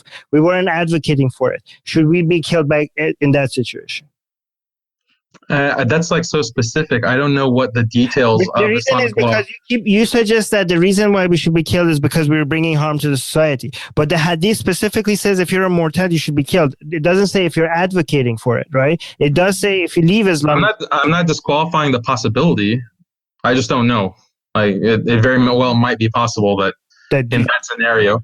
Okay, so let's move on to another thing. Within Islamic law, you can't spy on your neighbor, or you can't all right, so you punish the spy as well. But given that, can always say if you said what would happen in that situation. Let me address the scenario. Okay. What would happen is that you would be questioned. Let's imagine you'd be questioned. Okay, did you actually say this? Have you left Islam? You can say no, I haven't. That's the end of it. You wouldn't face any consequences. Out of all of the Muslim majority countries in the world, I know that there's no perfect Islamic state. I've heard that from many. I have many other sort of conservative or even fundamentalist Muslim friends. It's a cop out. There's no perfect Islamic state anywhere. But of all of the states that are out there on a relative scale, which one do you think is closer to one, and which one do you think are the most further away from it? There's got to be some scale. I haven't evaluated. I'm sure objectively there is one society that is closer to God's law than others, but I haven't actually done that calculation or investigated in depth. Currently, you're saying that Islam should be part of the government. So there are many countries in the world where there's their own interpretations of Islam. The problem with, let me elaborate, because the problem is that all of the nation state model and modernity has so deeply affected the whole world that even countries that are considered Islamic fail to uphold Islamic law because they've adopted these kinds of modern capitalist nation state structures. And so there's a conflict there between the structure of the nation state on the one hand and Islamic law on the other. And this is something that I think is argued very convincingly by Wael Halak, who's not a Muslim. He's a non-Muslim academic who wrote The Impossible State. And I highly recommend that. He makes a great argument that you have this rise of the nation state about 250 years ago that has fundamentally changed human life and how human beings relate to each other. There's been a disillusion of the family structure as the bedrock and as the atom of society as a whole. And now human beings are so dependent on the nation state, and the nation state dictates how we behave, how we live our lives. Everything from our births to our deaths are dictated by laws and regulations that the secular state, the nation state, imposes on human life. We don't experience these impositions as impositions because we've also been indoctrinated through education and so forth. But that's the reality of the Alex, in the lifetime, I want to let you know that what do you think about Pinker's work showing that how much better life is now compared to before in history? We are now living at the best times, given, and if all these things that you're saying is so horrible, how come poverty levels have dropped so much? How come violent crime, violent death caused by violence is in the lowest amount since ever? Maternal mortality. Yeah. I mean, Pinker's work has been refuted by so many people, right? No, forget. So let's forget about Pinker. Let's not bring his name in. Let's actually talk about just the stats. When it comes to the percentage of deaths because of violent crime, when it comes to, and we touched upon this earlier when we talked about Scandinavia on a smaller regional scale, is that the maternal mortality rates, even in third world countries, into poverty, famine, starvation, all of these issues that sort of scourged the ancestors, like our ancestors in the past, they all of these things are they've dramatically declined now. And a lot of it has been because of the rise of civil rights. We don't have slavery anymore. We don't have a lot of these, horrible things that were there. Of course, we do have slavery. We do have slavery. Yeah. And we do have weapons of mass destruction. We have millions of people being wiped out within the span of just a few years. Of course we do. We have those kinds of atrocities. And it's not only purely quantity, like quantifying the number of people who have died, the way that people are dying. Daniel, sorry. I'm going to stop you just for a second. I know you're trying to respond to this, but I wanted to complete. The context is in comparison to the past. We're not saying there aren't horrible things happening right now. I'm comparing it with the past as well. There weren't weapons like we might be going to nuclear war with North Korea, but we're talking about in the past, when you actually look at the stats, when you look at the recorded statistics, when you look at the numbers. Those are all contested very highly. Because if you look at just the amount of genocide that's been committed by European civilization, we talked about Native Americans. Millions of lives were just wiped out from North America. Well, yeah, World War II, World War I. Of course, we can go further back. We don't have to limit ourselves to the 20th century. Look at the 19th century and the amount of Aboriginal peoples that were completely decimated. Like they've gone extinct because they're wiped out by force by liberal, secular colonizers who Christian colonizers. No. They were not Christian. John Stuart Mill is not a Christian. John Locke is not a Christian. They were not the colonizers. Yeah. He's right on that, Armin. He was. These were people who were a lot deists. of them. They were deists. They were pro-secular. A lot of them did come in, and they had. That's true. Were they advocating for the murder of natives? Yes. Read John Stuart Mill. John Stuart Mill. This is the thing about arguing this point with atheists is that atheism is really liberalism. Okay. The good thing about atheism is that we don't have atheist prophets. Like us, you do have atheist prophets. John Stuart Mill. I mentioned one. The harm principle. Here's the difference. Let me finish my point. Let me finish my one sentence. You keep interrupting me. Okay. You do have a prophet. His name is John Stuart Mill. Ali mentioned freedom, equality, liberty, and what kind of governance to set up that we should aspire to as a species. These ideas came from John Stuart Mill. These ideas came from Thomas Hobbes. These ideas came from John Locke. Yes, it is true. Yes, it is. I want to respond to this. And read John Stuart Mill in the same book that he describes the harm principle.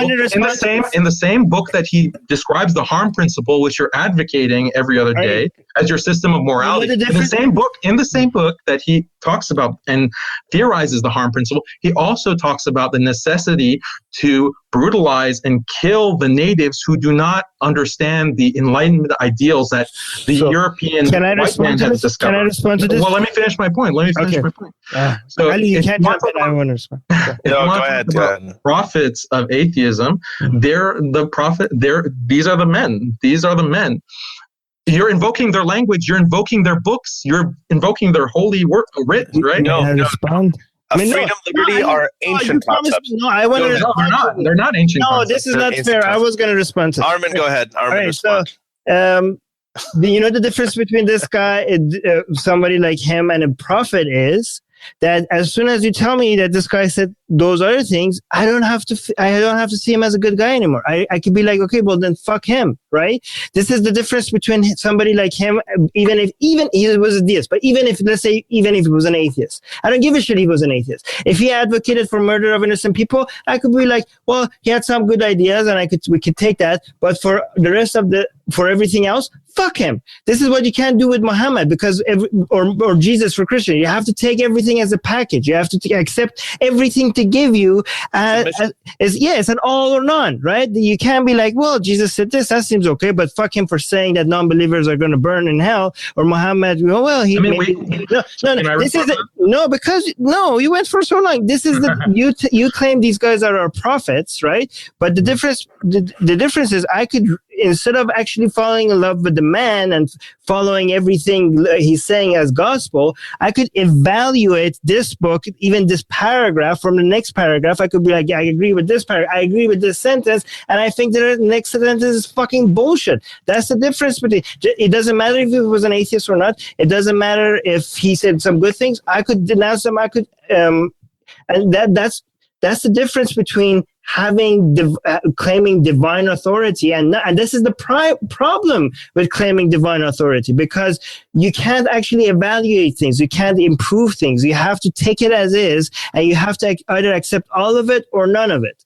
But sorry, go ahead. Can I respond to that? Yes, go ahead. All right, so liberalism, secularism, humanism, it's all one package, is universalist. Okay, is a universalist system of belief. Okay, just like Islam is, just like Christianity is. What do I mean by that? It's universalist in the sense that it holds itself to be applicable to all of humanity universally, right? So I'll ask you one question, and we kind of referred to this earlier, is if you have countries like Afghanistan or Iran that have theocracies, do you think that have theocracies where apostates are killed, same-sex behavior is prohibited, adulterers are stoned, fornicators are lashed? You have those kinds of laws in place that are implemented in these countries. Do you think that Western countries should go and prevent that from happening and force those people to abide by other than Islamic law? Do you think that should happen or no? Who are you asking, me or Ali? Either one. Well, this is a good thing about not having a principle, like principle is kind of answer or divine answer to these things, because to answer any question like that, you have to evaluate the specific case. You have to add up all the costs and all the benefits, and you don't just come up with a blanket answer to a question like that. I specified a scenario.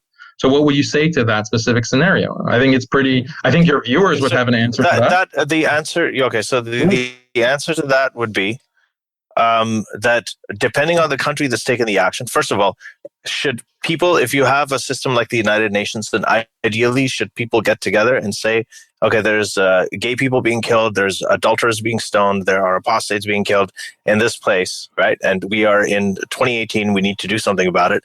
And if there's a coalition of countries around the world that decide to take action, right, then I think that for those people who are being victimized there, if there is a humanitarian crisis, very similar to Assad using chemical weapons on children, right?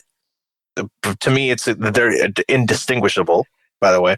I know that one is sort of like, sanctioned by God and Islam, the other one isn't. But either way, I think that some action can be taken. It doesn't have to be going in and removing the government. It doesn't. There's many different levels. That could be the answer. It could be. I know, but I'm saying it doesn't have to be. You create we have to evaluate. Maybe we just create a power vacuum, and what the thing that came back after it was just worse. Right. So depending on the situation. Yeah. Now, if you have war is the answer, right? War, death, violence, death, and destruction is the answer. No, because exactly if you add up the number of how about sanctions, right?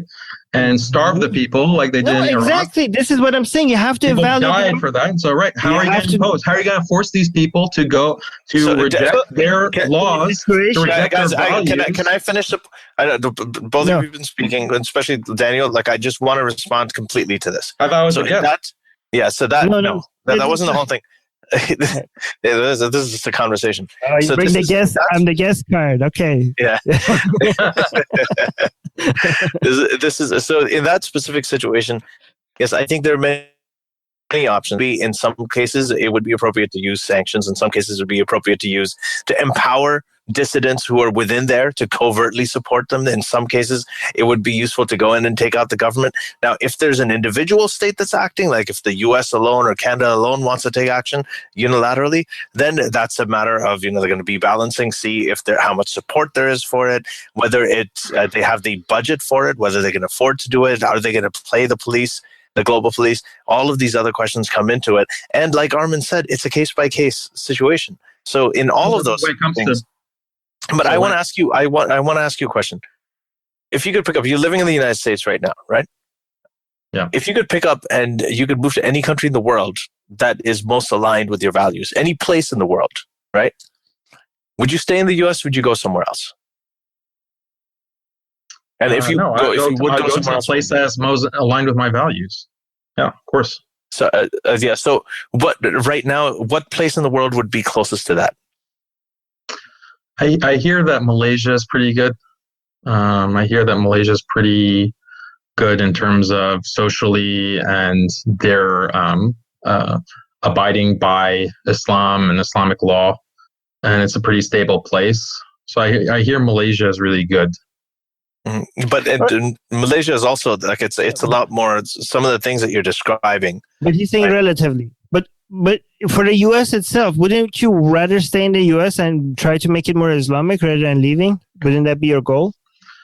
It depends. It depends on a lot of different factors. Because if it becomes more and more difficult to live in the society because of impositions that are happening day by day on religions and especially Islam, then it will become intolerable to live as a Muslim within the United States. Because this ideal of religious freedom that you think exists within America or within Europe, this is all a mirage, as I've been referring to. It's all empty. The state imposes its values on all people within the country unilaterally, and it imposes on people's beliefs. And so it becomes difficult. In places in Europe, for example, it's very difficult to live as a Muslim and abide by Islamic law, because what the European state says, like in France, for example, or recently Iceland said that parents can't circumcise their children. Like they can't abide by this practice and this ritual because that's violating the rights of the child, and parents don't have a right to impose. And so this is contrary to individual rights. Prior to that, it was just an issue of religious freedom, but that just shows how malleable and subjective and relative this concept of religious freedom is. And so it's very difficult to live in certain European secular freedom-loving states as a Muslim or as a Christian, as a conservative Christian or a conservative Jew. And that, I am afraid, will continue to be the case. And if it does continue to be the case, then Muslims have to seriously consider living other places. So for Muslims, and this is Ali is pointing out where we're getting too long. So I'm going to ask one final question, but I'm going to try to make it as long as possible, the question. All right. So for the Muslims that are in the United States, do you think they should be attempting to should they be trying to make United States more Islamic? And if so, what's the ideal role of Islam in the West and what can be done to move it in that direction? And are we moving in that direction? I think what Muslims have to do is to make a case and articulate for why Islam has these benefits and leads to felicity, happiness in this life and the next, and basically be good neighbors, be good friends, be good coworkers to their colleagues in the West, so that people see and understand that, okay, Islam does offer something different, and Islam is differentiated by the values that it promotes. And I think that if Muslims do that intelligently, do it compassionately, do it mercifully, then people will see that and they will be attracted to the religion. And over generations, an entire society can change, an entire society can embrace a different religion. And we've seen that historically within different parts of the world. So that's the kind of vision I have now with jihadism and everything. I mean, is that something? What's your view on that? How does that fit in? What do you mean jihadism? Jihadism isn't people the holy war, terrorist attacks against Americans and so on. I mean, that's the exact opposite. I condemn that. I don't think that's a crime against humanity. It's a crime in Islam to be just indiscriminately killing people in mass. So I don't accept that. To be fair, you're advocating for the opposite of that. You're talking about people being good neighbors and being stand-up examples. Right? Yeah, exactly. I think it's just it's an uphill battle, right? Because I, for example, am advocating is so contrary. Like, I think Islam is something that's so strange when understood in light of the systems of thought and the philosophies and ideologies and languages that the modern nation state imposes on people. So it's an uphill battle to present a completely different vision of how society could be. When we look at human history, the majority of society has practiced something that's much closer to Islam and Islam's vision of society and family than what the modern nation state has created, this kind of Frankenstein that we're all subjected to. And people don't recognize that they're living poorly in relative to the past. And so convincing people that that's the case is an uphill battle, but I think it's worth doing. And it's done out of compassion, because what Muslims want is to maximize people's happiness and to maximize people's freedom and people's equality.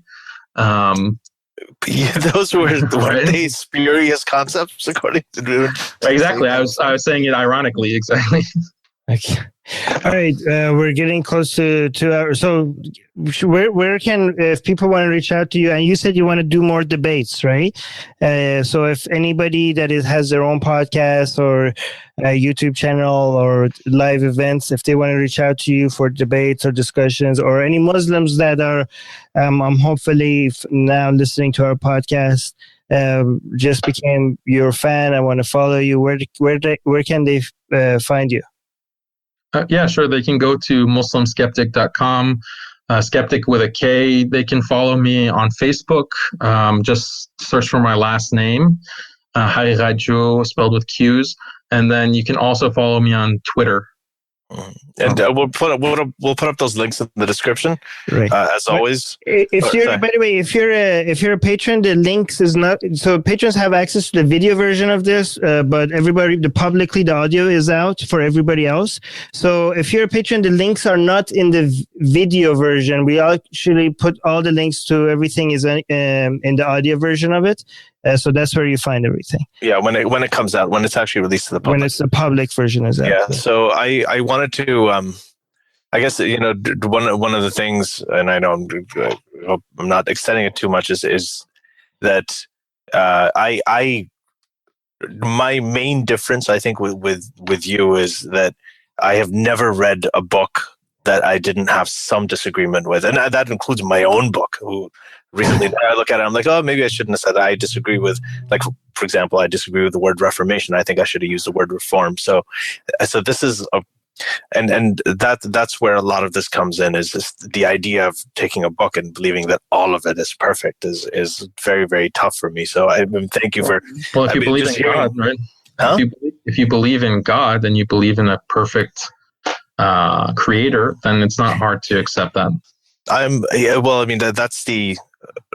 That's why I guess I don't. You're trying to close the podcast with a topic that I know. I was just kind of summarizing where a lot of the places where we end up at loggerheads in this conversation, a lot of it really comes down to. That's why I was saying, in your heart of hearts, what do you think? And I learned something here that, when you said it's indistinguishable, the way that you think and, what that God wants you to do, you can't separate the two. And that's something that I find very hard to relate to, but I actually see where you're coming from. You should be able to relate to that, though, because you should think about how you're affected by principles of liberalism and how culture affects you. And I'm not a fan of. I'm very critical of liberalism. I'm critical of many of these things, and I know that there's a lot of flaws in every system. As I said, there's no perfect system. If you're paying taxes, which is necessary, that's a cost of freedom. But when you're paying taxes, and if that's the way to keep things fair, well, you also have lobbyists and special interests. Guys, by the way, Daniel is going to take some of the parts of the audio or video of this episode. But we do allow our guests, if they have their own podcast or YouTube channel, to take for the audio, they could do whatever they want with it, but from the video, they're allowed to take 2-minute or 3-minute parts of it for their own channel to analyze it. And I think, Daniel, you said you're going to do that, right? Yeah, I'd like to, if I can get access to the video recording. Yeah, I will. So we'll do that, and I look forward to your review. So once that review is out, we'll also add the link to that as well in the description. Actually, our previous guest was doing the same thing. So we'll once that comes out, we'll add the links to. So yeah, and the one other thing, just a plug, I wanted to mention. You talked about the Iceland law, so we just did an episode on circumcision with Brian Earp that's out. So for anybody in the audience listening to it, we actually talked to him about pretty much everything, all of the questions, whether it's religious, cultural, health benefits, ethics, all of that stuff is in there. It's a very, very comprehensive discussion, so do check that out if you can. Thank you, Danny. Thank you for coming on. We really appreciate it. I know this was 2-on-1. I hope we didn't make you feel like you were talking. There is a lot of. You had God on his side. Yeah, I know. So that's actually completely imbalanced. You don't have that. Yeah, Armin, that's great. See, I changed my mind immediately.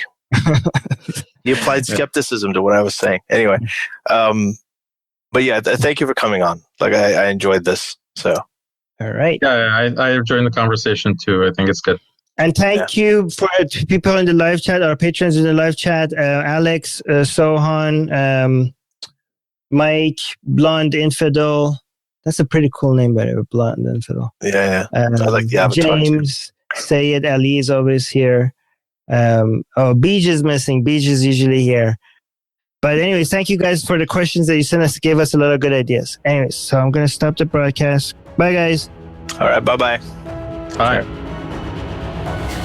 The secular jihadists have been made possible thanks to the Illuminati and the covert support of Israel and the CIA. That's what we have been told, but we haven't received our checks yet. If you like what we do, please support us. Share the podcast with your friends. Write and tweet us with topic and guest suggestions. Or head over to secularjihadist.com and give $1 or more for exclusive access to live video. Have your questions read and answered on the air, and more. Till next time, may the flying spaghetti monster be with you.